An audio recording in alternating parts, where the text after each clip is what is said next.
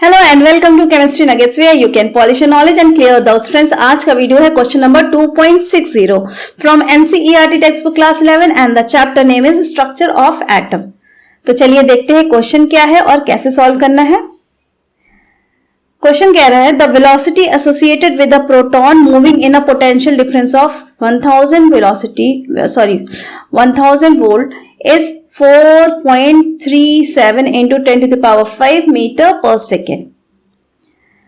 If the hockey ball is of mass 0.1 kg is moving with this velocity, calculate the wavelength associated with this velocity. So friends, यहाँ पर हमें क्या दिया गया है, एक प्रोटॉन जो कि मूविंग है उसकी वेलोसिटी दी गई है और ये कह रहे हैं कि एक हॉकी बॉल है जो कि सेम वेलोसिटी से मूव कर रही है, यानी कि वेलोसिटी हमें हॉकी बॉल की सेम लेनी है जो कि प्रोटॉन की है।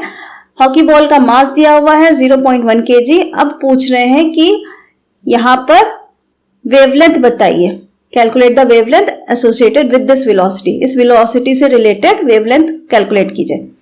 तो पहले हम लिख लेते हैं क्या क्या गिवन है।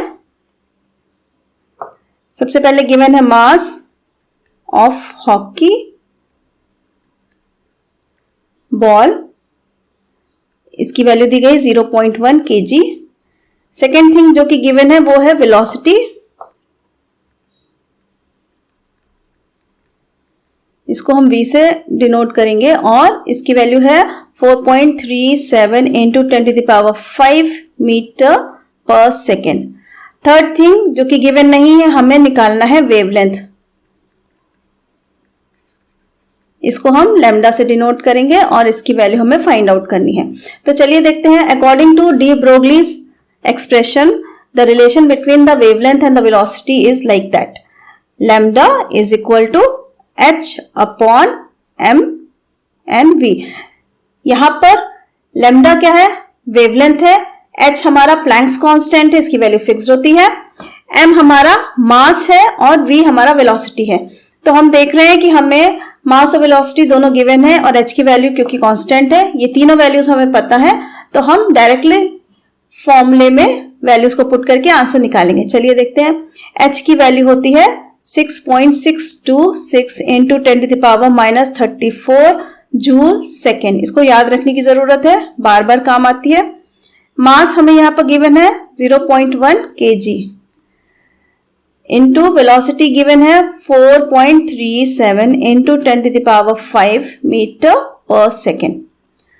चलिए अब सबसे पहले कैसे स्टार्ट करेंगे, हम पहले डेसिमल को रिमूव करते हैं। तो ऊपर देख रहे हैं न्यूमरेटर साइड में डेसिमल के बाद 3 डिजिट्स है, डिनोमिनेटर साइड में डेसिमल के एक में डेसिमल पास 1 डिजिट है, दूसरे में 2 डिजिट, तो 3 डिजिट हो गई यहाँ पे।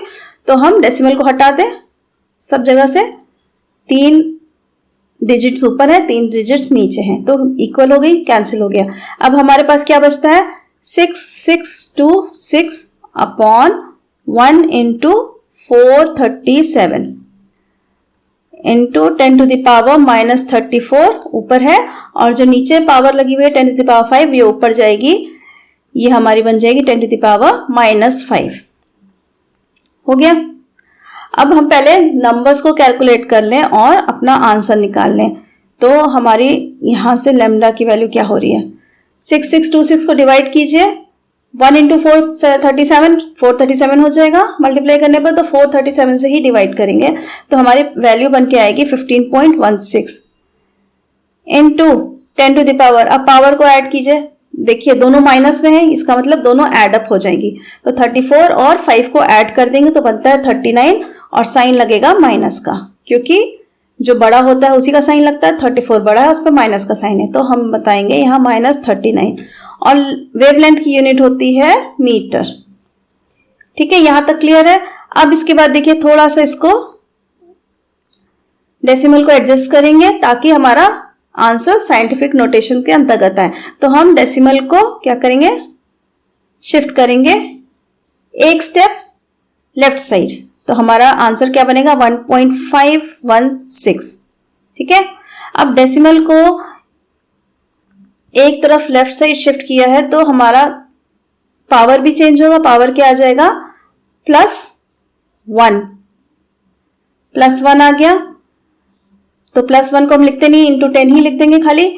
इंटू 10⁻³ पहले से है। अब 39 -39 प्लस 1 क्या हो जाएगा, अपोजिट साइन है तो सब्ट्रैक्शन हो जाएगा। 39 में से 1 माइनस करेंगे तो बचेगा 38।